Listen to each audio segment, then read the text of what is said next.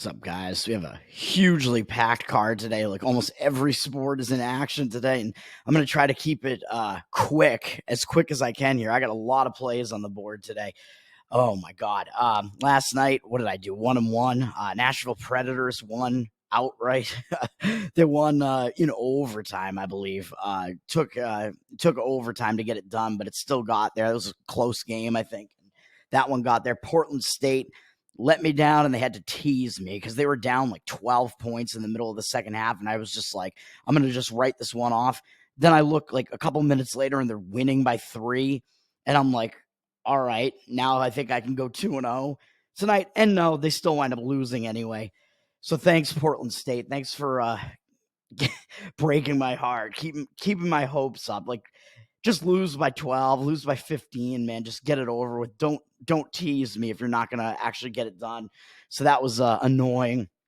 I have my NFL video up. There are 3 NFL games today, and I talked about all of them in my video, and I have a play on the Detroit Lions in the night game. I haven't looked to see like where that line is moved, but I don't want to really rehash any of that. It looks like it's sitting around 4.5 still. I like the Lions in that one. You can go see my recap, see my reasoning on those NFL. I had opinions on all 3 of the games, really, at least, but the Lions is actually a play for me. So the bowl games, I was gonna do like a full like bowl video, but it's just too much, man. There are too many bowl games, and so many of them are so uninteresting. The thing about the bowls, you really got to be selective, and now even more so than ever. So like, I used to like to try to beat some of the numbers because the numbers move so much, like get into some of the bowls early. But now with the transfer portal, it's just crazy, dude. Like there are just changes happening to lineups like almost right up until game time. So I think you don't want to bet without all the information. So it's almost like you have to just bet these games at game time. And if you're going to do it, find like a decent spot and hope you're not like losing too much value on it. So I'm going to try to be selective. I have 1 bowl play today actually, but I hope it's like, man, yeah. Hopefully this bowl season still goes okay by doing that, because this transfer portal thing, it's a new situation, and still it is the case where bowls are still all about motivation, and you still want to find teams that are going to want to be there, hopefully against teams that are not going to want to be there, which is what you try to do in these bowls, the motivation discrepancy with the opt-outs, the transfer portal and stuff like that, throw a new wrench into everything. Because like one of the things that you want to do in the bowls, one of the main things is you want to look at teams that like won like their last few games just to become bowl eligible, because that like tells you, oh, this team does want to be here. They want to get into this bowl. Like Cal is an example of that. So you look at that, except they have a bunch of opt-outs now. So it might actually now be the case that this team wanted to get into the bowl, but maybe they wanted to get into the bowl because it's going to make these players look better to other teams so they can transfer to other teams. So maybe the goal was to get like a better position for another school rather than to actually get into this bowl and play this bowl. So that might be the case with the Cal team. So I would be careful with that Texas Tech Cal bowl, whatever bowl that is. What bowl is that? I don't even know. That's one of the ones today. That is the Independence Bowl in Shreveport, Louisiana, or whatever it is. These bowl games are such ridiculous names. I would have fun joking about them if I had more time. I did a full breakdown. I'd just make fun of all the bowl sponsorships. So yeah, the Gasparilla Bowl. Gotta love that thing. The Boca Raton Bowl. The Gronk LA Bowl is up today. Yeah, so what was I about to say? Yeah, so that would be like a situation with Cal there. So like it looked like they wanted to get into a bowl, but maybe it was really that once these players realized, hey, like we got bowl eligible, now we look more appealing to these other teams, we can transfer out. So you got to be really aware of situations like that, because otherwise you might say that a team that like won those final games like that to get a bowl eligibility actually wants to be in this bowl, because usually teams that fight to even get bowl eligible are teams that are motivated and want to be there. But with the transfers out, you got to be really careful. And on the other side of that game, so I slightly lean Texas Tech in that one, actually, even though that is not my play. But Texas Tech, they have their second string quarterback is coming back because they were down to their third string quarterback. So I think their first string quarterback who started the season and got hurt he's not playing in the bowl, but I don't know if he like is healthy and transferred out, or if he's still injured. But I know their second quarterback who got injured, he's coming back for that game for Texas Tech, so that might help them out a little bit. I could just mention a few things in these bowls just to maybe give you some info to keep you on or off of games if you would like. In the Myrtle Beach Bowl, which I think is the 11 a.m. one coming up in 2.5 hours, the earliest bowl. Ohio is in that bowl, and Ohio against Georgia Southern. I lean Georgia Southern in that one, and the line has moved quite a bit. Flipped the favorite to Georgia Southern, I believe, and it's entirely because a bunch of Ohio's offense opted out and are not playing. I think that includes Rourke, their stud quarterback, who's been a staple of their team for a while. I think he's not playing in this bowl. So Ohio is going to have a shell of an offense in that game. So I would not want to be on Ohio in that one with so much. I think they lost 2 running backs, 2 wide receivers, and a quarterback to the transfer portal or other forms of leaving the team. So these bowls, man, these bowls are so meaningless to some teams. It's just it's really hard to gauge. But yeah, so I think Georgia Southern would be the only way to look in that one if you're going to be looking at that game. I lean to New Mexico State a little bit. They've gone up, though. They're up in the 3.5 range. It would have been more it would have been better to get them at 3, but they're playing in New Mexico. But I think so. The other thing is when you have a team that's playing close to home bowl game, if it's a bigger team like UCLA who's playing in the LA Bowl here, I think they will see that as less of a reward because they don't get to go anywhere. It's close to home. And if you're a big team like UCLA and you have higher aspirations, you might not want to be there, even though you might have that home crowd there. That reward, I don't think, is there as much in a situation like that. But with New Mexico State, I don't know when the last time they were in a bowl was. They've been in some bowls recently, but they fought hard at the end of the season to get into their conference championship, and they played a pretty good game in that game against Liberty and just fell short. But that tells me that they kind of want to be there, and they're playing in New Mexico. But I think it's a positive in their case because they're going to get the home crowd there. I think they still consider that being a reward, going to a bowl and you get that home crowd around you, and they're not playing in their home stadium at least. So I think that is a positive for them. They're up against Fresno State, and that line almost looks like a trap because Fresno was in the rankings earlier this year, I think, and Fresno, their quarterback, Logan Fife, he is opted out, so he's not playing. So I don't know how motivated Fresno is going to be in the line. Like I said, just looks like a trap because how could New Mexico State be a 3 or 3.5 point favorite over Fresno on a neutral?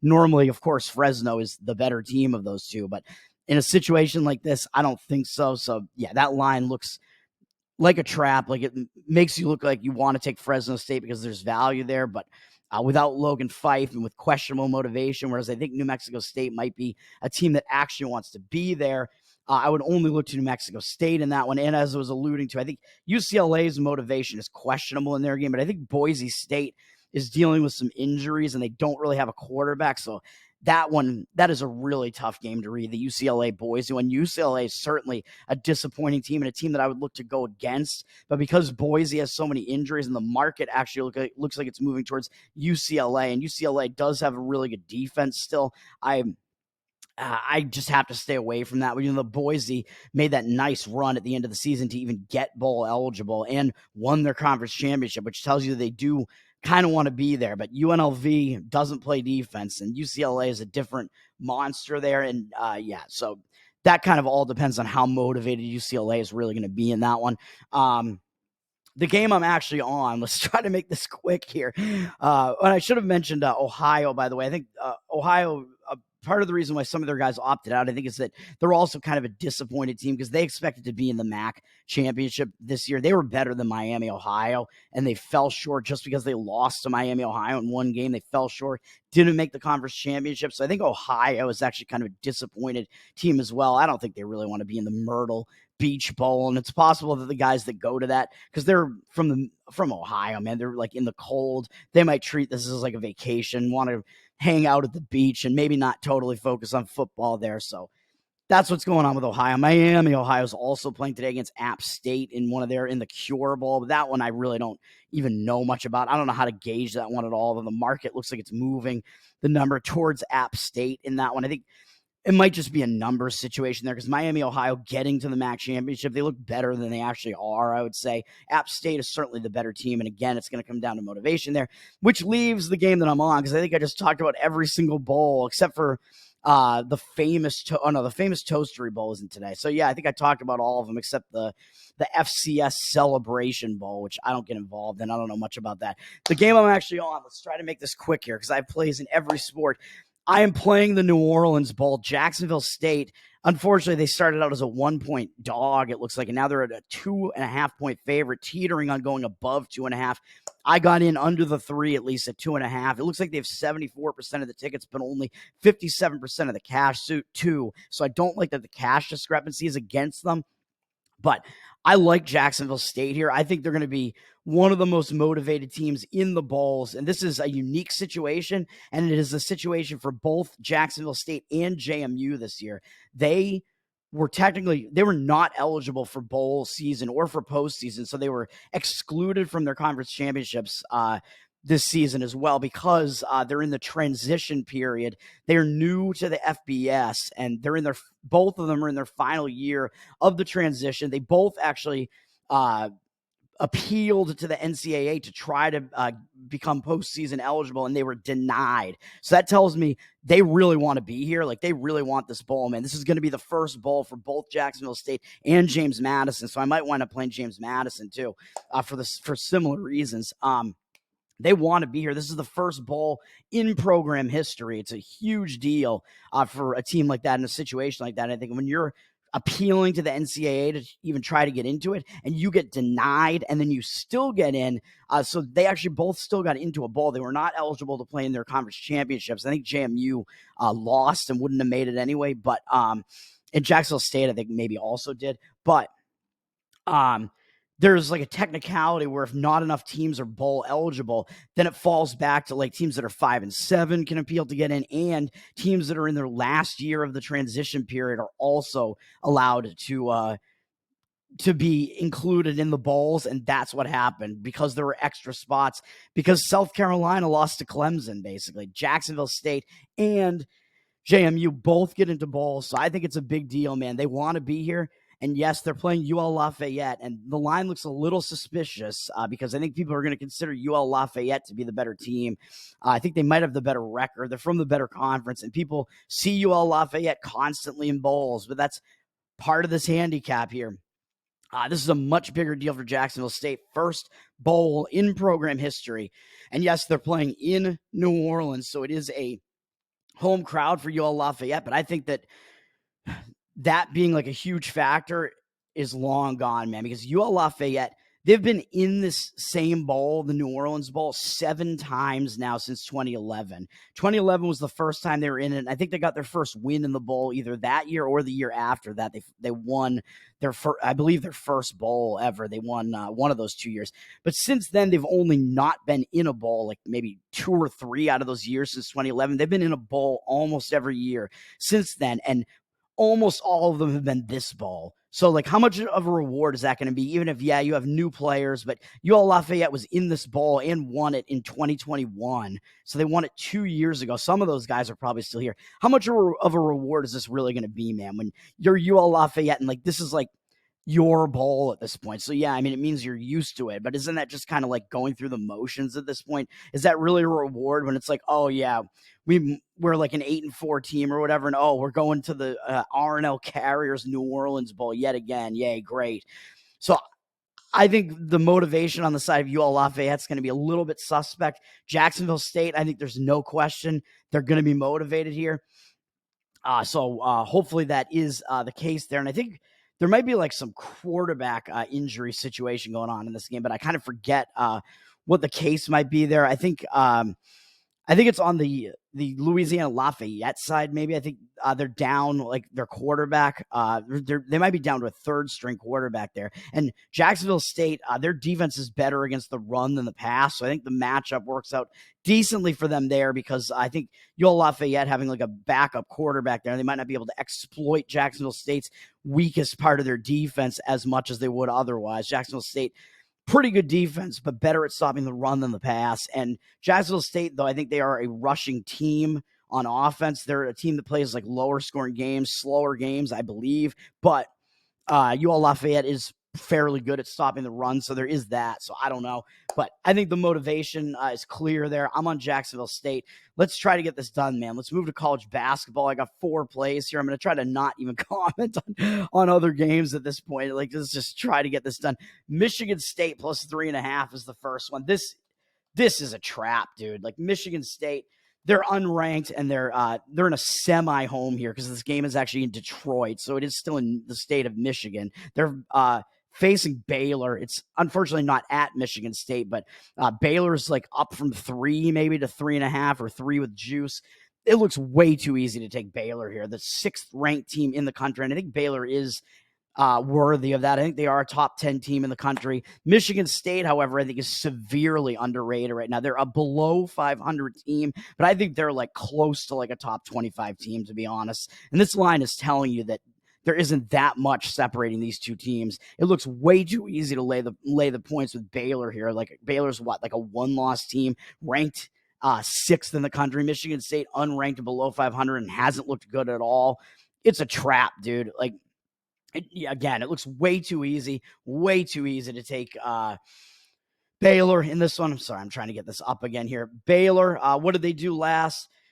Well, they beat Seton Hall last and they crushed them. Baylor was actually undefeated. Excuse me. I thought they had 1 loss.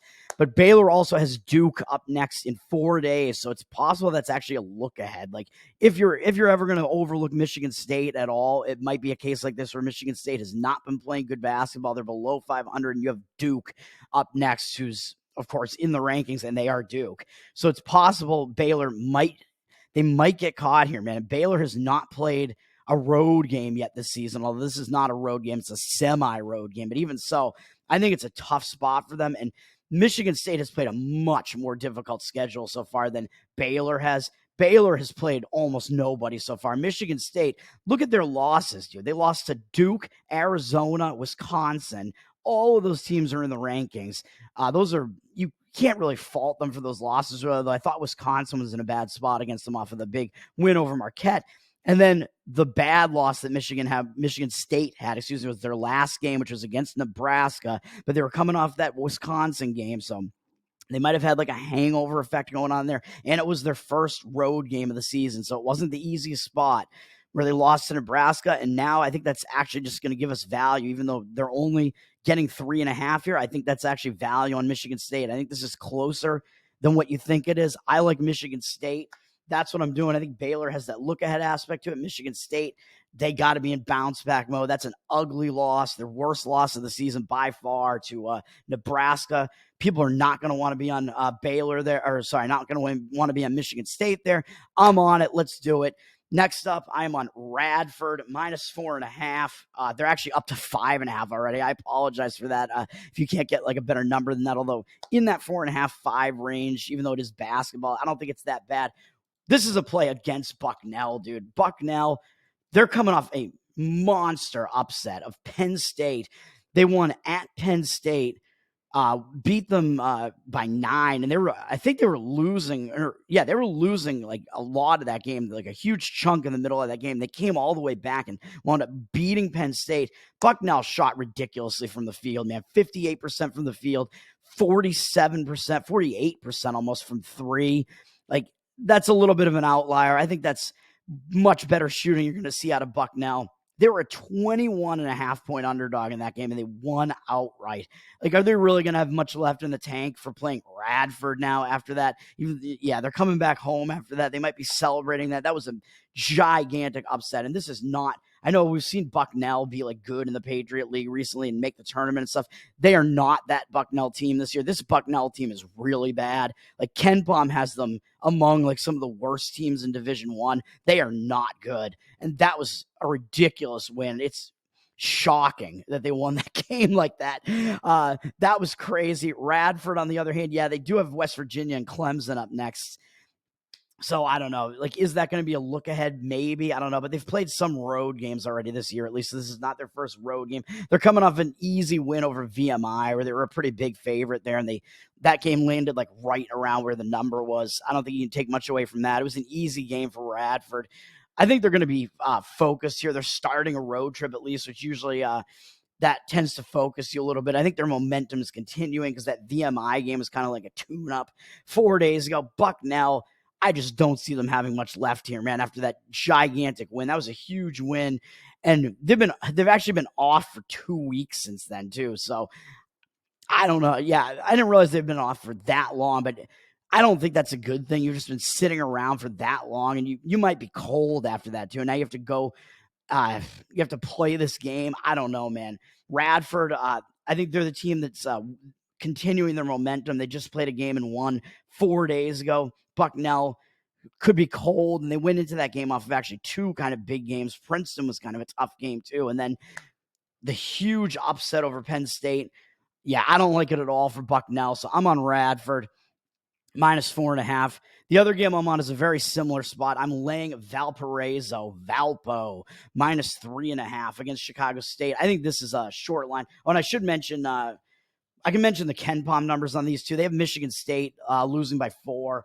They have, who did I just say? Oh, yeah, Bucknell against Radford. They have Radford winning this game by how much? I don't even know. They have Radford as the much better team, at least. They have them winning by 4, and it's maybe a little bit dicey, but and then they have Chicago State against Valpo. Chicago State, both of these teams are amongst the worst in college basketball. They have Valpo winning this game by 3, by 4, excuse me. Why am I on this one, though?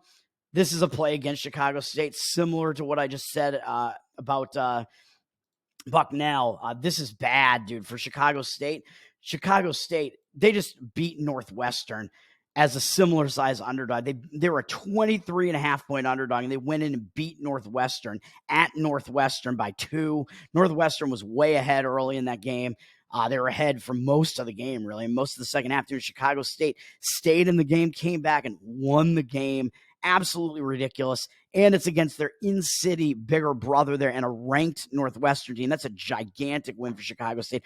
Maybe like one of the biggest wins in program history, possibly. And Chicago State is, as I mentioned before, the only unaffiliated team in D1. I think they're the only independent. They're not in a conference. That's win of the season type stuff. That's your in-city bigger brother, with Northwestern being a Chicago school.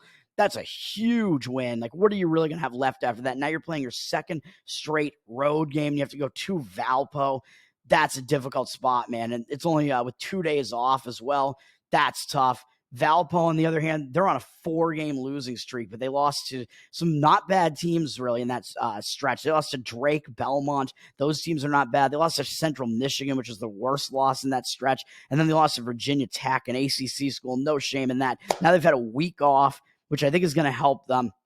When you're not playing well and you get that week off, it's almost like a bye in football or something like that. You get to refocus, use that week to recharge, refocus, and now they're not laying that many points against a Chicago State team that is in a prime letdown spot after a monster upset. I'm on Valpo, -3.5. It's pretty simple there. Simple letdown spot. And finally, I found a sandwich spot here. I'm going to fade Xavier, and I'm on Winthrop +12.5. This game looks like it's down from 12.5 to 12 on Xavier here. Xavier's in a letdown, or well, not just a letdown. They're in a sandwich spot, man. They just played Cincinnati, which is a game I mentioned before because I played Delaware against Xavier because I thought it was a huge look ahead to the Cincinnati game, which is a big-time rivalry game, and Xavier had played Houston the game before that, which is a really physical, tough game. Xavier-Cincinnati, that's a battle, man, always. It's an in-city rivalry. That was a huge win for Xavier. They took it to Cincinnati. Really. They were winning that game for most of it, and it got closer near the end there. That's a big win, tough win. Xavier shot kind of an outlier percentage from 3 in that game as well, 47.1%. You don't see that often. So that was part of the reason, that put them over the top in that one. I think that is,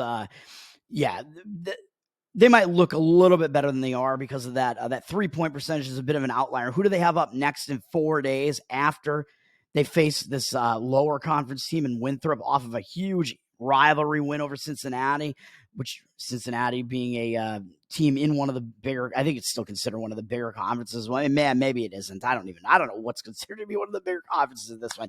But who do they have next? Oh, they start Big East play next against St. John's, who has not been playing that bad. That's going to be their first Big East game, I believe, first Big East road game as well, and only their second road game of the season. I believe if the Purdue one was actually a road game, I'm not even sure, but that's a sandwich spot, man. You're coming out of that huge rivalry game where you beat your in-city rival in Cincinnati, which is always a battle, a physical game. These teams hate each other, and you have your Big East slate coming up, starting with St. John's next in 4 days. I think you could overlook Winthrop here. Winthrop, not a bad team, however, either. They're in the Big South. They're coming off, they're on a nice win streak, although they haven't really beaten anybody that impressive, really. Now that this is a second straight road game, but when it's Xavier, man, that's one of the bigger schools you're going to be facing this year. Maybe the biggest, actually. I don't know, Xavier or Clemson, maybe. They have a couple of big conference teams on the schedule. And they do have South Carolina and Florida State actually up next on that slate. But Xavier, I think you're going to be focused, man. It's a Big East school. You're going to want to show up for it. They have some nice momentum here. I think that win that they just had, even though, Winthrop shot out of their minds in that game. So that's an outlier, 58% from the field and 56% from three. That is a big time outlier, but they basically crushed Little Rock, but I don't think people are going to take that much away from that. Like, nobody's going to care about them beating Little Rock, really. I think it's just a momentum continuer for Winthrop, which is helpful. And both of these teams basically just played a week ago. I think Xavier last Saturday was the Cincinnati game, and Winthrop played on Sunday, maybe. I don't even know, but whatever it is. I like it. Winthrop plus 12.5. Then let's go to, oh man, I got to get this all done. Let's go to the NBA next. As I don't know if there was anything else I wanted to say in college basketball real quick. There's one other game. Oh, UNLV. Yeah, they're in a huge letdown spot, I would say, off of that huge win over Creighton. UNLV. St. Mary's is hosting them. St. Mary's is up from 5-6. So UNLV is certainly in a bad spot after beating Creighton, which was a huge win there. But St. Mary's also just played like a huge game, I believe. So let me see here. Yeah, UNLV, that was a huge upset for them over Creighton, but St. Mary's also just upset Colorado State, which is also a big win. So I'm just staying away from that one. Both teams in letdown spots. And yeah, I know there are really big games today, but I just don't see angles on them. So I'm just not going to bother commenting on them for time's sake as well. Going to the NBA here. One game that I almost want to take is the Atlanta Hawks today. Their scheduling just kind of keeps me off it a little bit, but Cleveland is not in a good spot. They're returning home from a 4-game road trip, which was an East Coast road trip where they beat Miami to start it. Then they lost to Orlando, who has been playing well, and then they lost to the Celtics twice in 2 tough games, where they played pretty well in those games, but fell short. Coming off 2 games against the Celtics now and returning home from a road trip, that's a tough spot. And they just beat Atlanta by 23 the last time they played them on November 28th, also at home. So I don't know if you're going to be totally focused on playing Atlanta here on that road trip return, which it's a distracted spot, and you just beat that team. It's a bad spot for Cleveland, man. The only issue I have with this is that Atlanta is on a back-to-back, and they're playing a 3rd game in 4 days, a 4th game in 6 days. And those games, the first of those games was a close loss to Denver. Then they lost to Toronto, probably in a bad spot, having to go to Toronto off of a tough game against Denver. They lost in Toronto. Then they had a zigzag spot where they beat Toronto in the same matchup last night. They zigzagged it and won, but now they're coming off of a nice game last night. They won. Now they've traveled to another city in Cleveland. It's a little bit too tough for Atlanta, I think. So I'm just staying away from it, but I think Cleveland is in the worst spot, so I do lean to the Hawks there. And then the game that I'm actually on in the NBA is going to be the Indiana Pacers. And the market looks like it's against me here. I don't know exactly what I can take away from that right now with the market still moving around. This is a night game. T-Wolves are up from 6 to 8.5 at home. I think the spot kind of dictates this play here. The T-Wolves are returning home from a road trip as well. There's a 3-game road trip, though, that kind of stayed in the Midwest, and it was a bit spread out. But even so, it's still a return from a road trip with only 1 day off. And they just beat Dallas to finish that road trip, which is a pretty big win. Now they get Indiana, and they have the Miami Heat and the Philadelphia 76ers and the LA Lakers all up next, starting on Monday with Miami. So it's possible they might overlook Indiana a little bit, man, even though Indiana looked good in the in-season tournament. I think it's a bad spot for Minnesota returning from a road trip. I think this is kind of sandwiched in there. You got like the Eastern Conference final representative from last year coming up in your next game. I think it's a tough spot for Minnesota here. Return home from a road trip. You just beat Dallas, which is a nice Western Conference win there. Now you're facing an Eastern Conference team. And on the other side, Indiana, this is also a factor here. Since they lost in the in-season tournament there to the Lakers, they haven't won a game since then. That was on the 9th. Then after that, they won 1 game. They won against Detroit, obviously, because I lost that game on Detroit by 1 point. So they beat Detroit after that. And since then, they haven't won. They went to Milwaukee and they lost. And that was kind of revenge for Milwaukee, really, because Indiana did knock them out of the in-season tournament. So maybe that was a little bit of quick revenge there for Milwaukee. So Milwaukee took it to them. And then Indiana, coming off of that, they had probably their worst loss of the season. They lost to the Washington Wizards, man. And that was a spot where Indiana had not played at home since December 4th. They had gone to Milwaukee. Then they had to go to Vegas. That was part of the in-season tournament, actually, going to Milwaukee, then playing against LA in Vegas. Then they went to Detroit, to Milwaukee, to Washington. I think they just had nothing left in the tank at that point, man. But that was last night as well. I think they just they overlooked that spot. So, yeah, it is true Indiana is in a back-to-back here, and they are playing a third game in 4 nights, all in different cities as well. But that's such an embarrassing loss last night against Washington. I think that you're going to get a little bit more value on Indiana. That's a game where they just didn't really play well at all. They just got drilled by the Wizards in that game, and that's an embarrassing loss. The Wizards shot ridiculously, 56.5% from the field, 48.1% from 3. Something's got to give, man. When you lose a game like that badly, even though, I think they were kind of like running out of steam a little bit there, I think that this is a better spot for Indiana here. Even though, like I said, they played last night, and Minnesota did not, but I think it's a spot where Minnesota might overlook them, and Indiana needs to get something going after they haven't won for a while. And that was a totally embarrassing loss where when you have this back-to-back situation, sometimes you let 1 game lapse and you play a lot better in the next game. And I think that might be the case here for the Indiana Pacers. So that's what I'm looking at there on the Pacers. I don't know if there are any injuries involved in that one. Are there injuries here? I'm not even sure.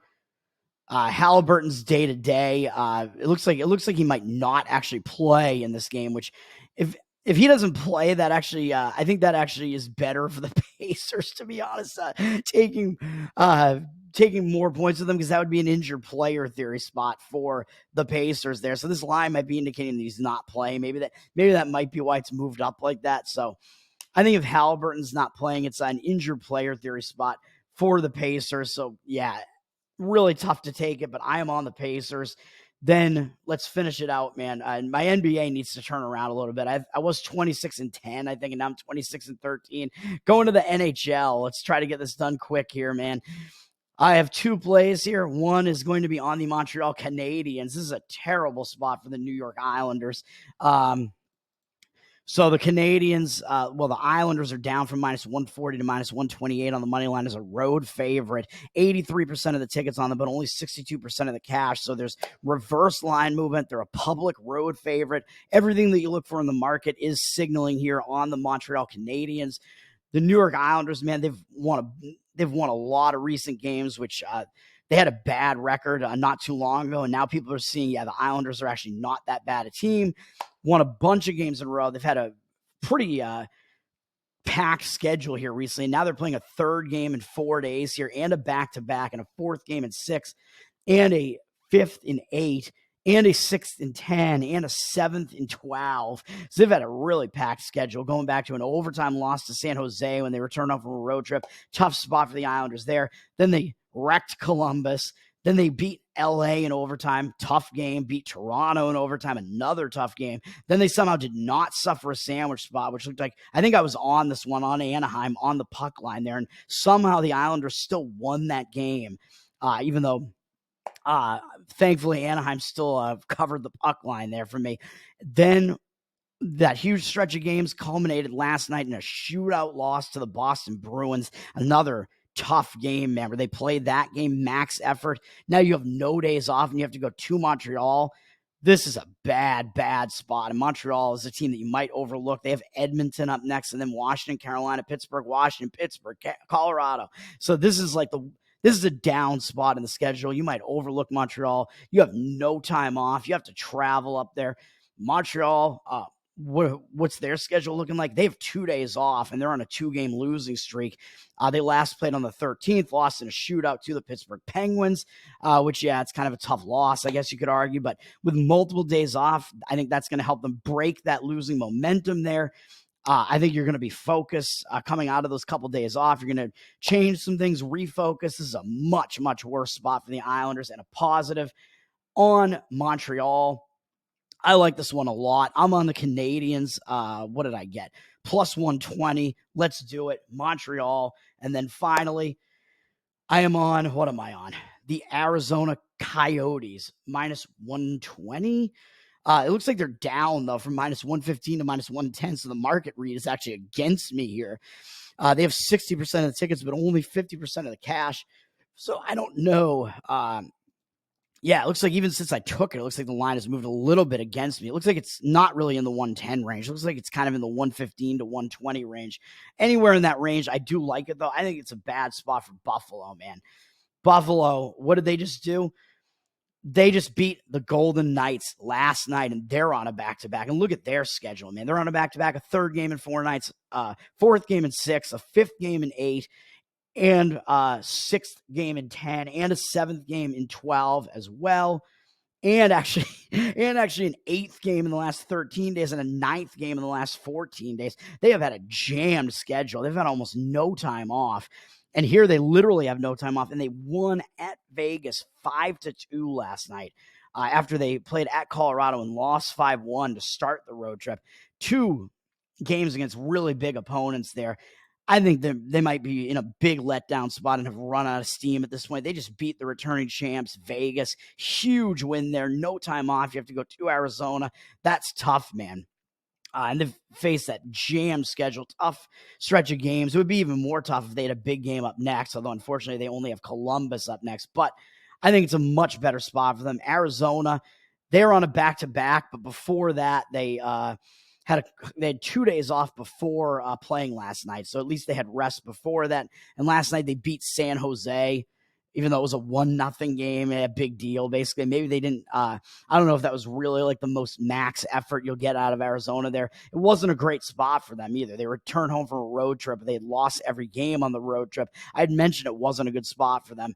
It was, I think, a little bit of a bad spot for San Jose as well, if I remember correctly. But yeah, San Jose was coming off a pretty decent win over the Jets too. But I think it's a better spot for the Arizona Coyotes here, even though they are in a back-to-back. That might just give us a little bit of extra value here. Buffalo's in a huge letdown. So, well, both teams are in back-to-backs. Buffalo in a huge letdown spot with travel, though. In Arizona, in their case, they do not have travel.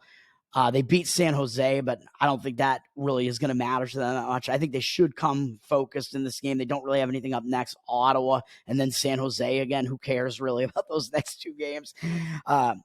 I think they might have some focus here. They might want to have a good home stand here and win this. It's just a huge letdown spot for Buffalo, though, primarily. And that's going to do it for me, man. So much today, a packed schedule. I could talk about some of these other games. You could ask me what my opinions are on some of these other games, and I'll try to respond to that. But this is a jam-packed schedule, man. Look at what I have going on today. So let's recap real quick. NFL, I have Detroit Lions -4. College basketball, I have Michigan State +3.5. Radford -4.5, Valpo -3.5, Winthrop +12.5. We're up to 5 plays there. Play number 6 in the bowls, college football, Jacksonville State -2.5.